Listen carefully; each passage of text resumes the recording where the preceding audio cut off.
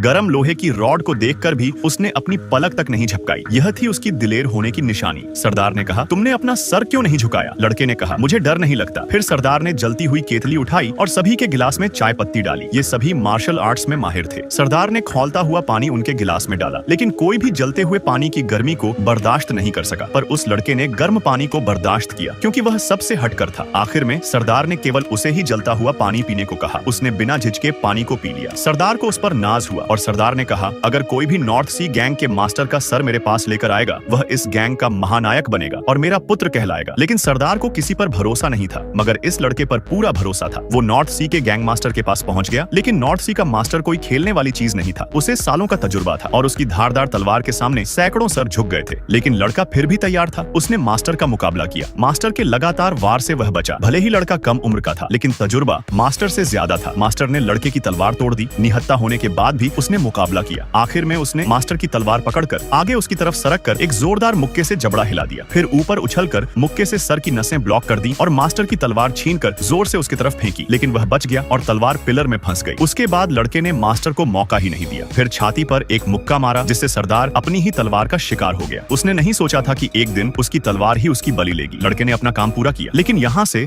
Sir ले जाना संभव नहीं था, क्योंकि यहाँ नॉर्थ सी की पूरी गैंग थी। लड़के ने कुछ का मुकाबला किया और एक को नीचे लेकर कूद गया, पर नीचे उसे दोनों तरफ से गैंग ने घेर लिया। मौत दोनों तरफ थी, लेकिन वह मौत से नहीं डरता था। उसने गुस्से से उनकी तरफ देखा और दौड़ पड़ा। लड़के ने अपने मार्शल आर्ट से डटकर गैंग का सामना किया। उसे कोई छू तक नहीं पा रहा था। उसका हाथ किसी हथौड़े से कम नहीं था। एक मुक्के में पूरा पिलर तोड़ दिया, लेकिन गैंग बढ़ती जा रही थी। तभी एक साथी ने पटाखे की लड़ी नीचे फेंक दी। बहुत सारे पटाखे फूटने लगे। इसका फायदा उठाकर उसका एक साथी उसे यहाँ से ले गया। लड़के को बहुत घाव लगे थे, जिस वजह से वह बेहोश था। सरदार इस काम से बहुत खुश हुआ और उसने लड़के को अपना बेटा बना लिया।